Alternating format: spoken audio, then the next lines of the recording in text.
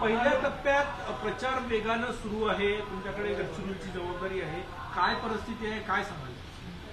नाही, विदर्भात एकूण काँग्रेसला प्रचंड अनुकूल परिस्थिती आहे आणि मी पूर्वी पण म्हणालो, पाचही ठिकाणी काँग्रेसच्या बाजूनं जनता कौल देईल हा विश्वास वाटतोय। जनतेमध्ये विद्यमान सरकारच्या संदर्भात राग आहे, चीड आहे।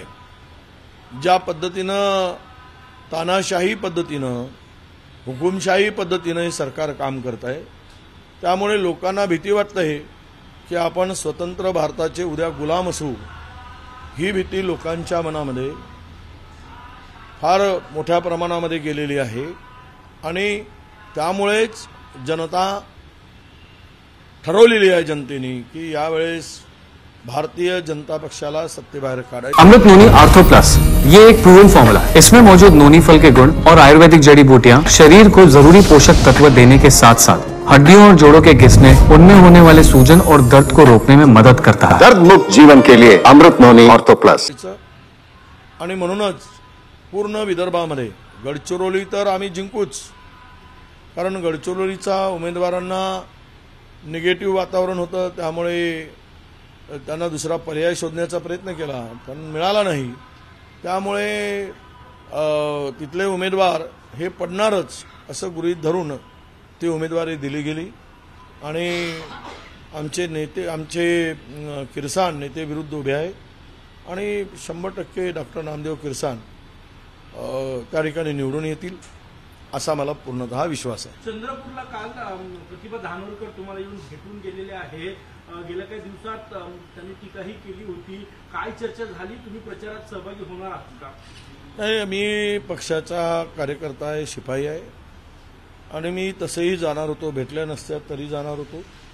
आज मी चंद्रपूरला चाललेलो आहे प्रचार सभेमध्ये आणि मी 10 तारीख सुद्धा 9 आणि 10 चंद्रपूरला प्रचारासाठी जाण्याचं मी ठरवलंच होतं।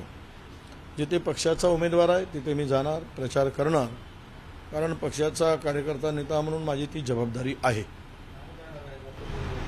भंडारा गोंदियामध्ये भाजपच्या अंतर्गत काही लोकांची नाराजी असल्याची माहिती दिसून मिळते त्या उमेदवाराबाबत, काँग्रेसची काय स्थिती आहे, काय सांगाल? नाही, काँग्रेसचा उमेदवार जरी नौका असला तरी तगडा म्हणजे उमेदवारांच्या संदर्भात कुठलीही तक्रार नाही। उमेदवारासाठी आमचे इंडिया घटक पक्षाचे लोक काँग्रेस पूर्ण ताकदीनिशी काम करत आहेत।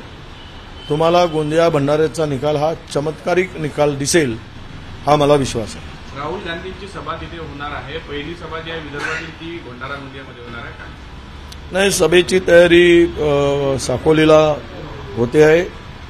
आम्ही सर्व त्या ठिकाणी विदर्भातील जनता त्या सभेला जाणार आहे आणि राहुलजींचे त्याग आणि त्यांनी जो संघर्ष सुरू केलेला आहे त्या संघर्षामुळे जनजनामध्ये राहुलजींची प्रतिमा, राहुलजींचं काम आणि या राहुलजीच्या संदर्भात जनतेमध्ये आशा की या देशासंदर्भात एक प्रामाणिक, इमानदार आणि एक समर्पित भावनेचा नेता म्हणून त्यांच्याकडे सगळे बघतात आणि त्यांच्या सभेला प्रचंड गर्दी असणार आहे आणि विदर्भातील या 5ही विधान लोकसभा क्षेत्रामध्ये त्या सभेच्या माध्यमातून नक्कीच तुम्हाला परिवर्तनची लहर किंवा लाट निर्माण झाल्याची दिसेल।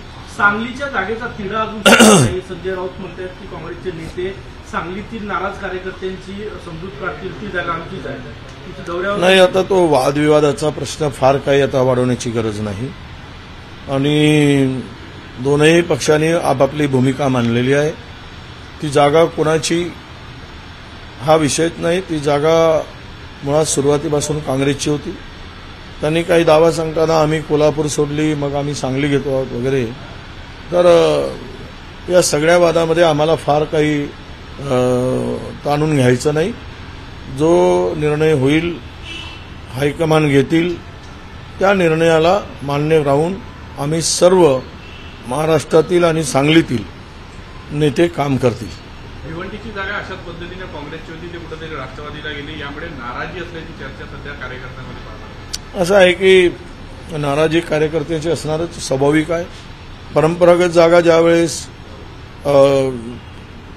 जातोय किंवा दुसऱ्या पक्षाच्या वाट्याला जाते त्यावेळेस सर्वात सुरुवातीलाच थोडी नाराजी असते, पण ती नाराजी दूर करण्याचा आमचा नक्की प्रयत्न आहे. खरं तर ती तर जागा आमची नव्हती जिंकलेली, पण शिंदेच्या 7 खासदारांची काय गती झाली असेल. उद्धव ठाकरे भेटत नाही म्हणून गेलेत, तर त्यांना लोकसभा भेटत नाही म्हणायची पाळी आली. म्हणजे ना घर का ना घाट का अशी अवस्था त्यांची झाली. त्यामुळं शिंदे गटांच्या आमदारामध्ये प्रचंड अस्वस्थता आहे. आता आमच्या माहितीप्रमाणे निम्मे आमदार शिंदे गटांचे उद्धवसाहेब ठाकरेशी संपर्क करत आहेत अशी माहिती आता आमच्याकडे पोहोचलेली आहे. वस्तुस्थिती माहीत नाही, परंतु ही चर्चा अनेक नेत्यांनी बोलून दाखवलेली आहे. याचाच अर्थ असा आहे की विरोधक गोंधळलेले आहेत. खुद्द शिंदे गट गोंधळलेला आहे, अजितदादा गट गोंधळलेला आहे आणि भाजपाची अनेक ठिकाणी उमेदवारांच्या निवडीसंदर्भात दमछाक झालेली आहे. परेशान झाले की आता इथे कोणता उमेदवार देऊ, कारण ज्याचं नाव घेतोय तो पडण्याच्याच तयारीत आहे. म्हणजे पळून जाण्यात नाही, पडण्यामध्ये म्हणजे हारण्याच्या तयारीत दिसतोय. तर अशा स्थितीत भाजपाची सुद्धा अत्यंत दमछाक होते आहे. आणि मला वाटतं या सगळ्या परिस्थितीमध्ये इंडिया आघाडी महाराष्ट्रात दिल्ली शहराचे आणि भाजपाचे सत्तेचे स्वप्न या महाराष्ट्राच्या मातीतून संपेल असा मला विश्वास आहे. पुण्याच्या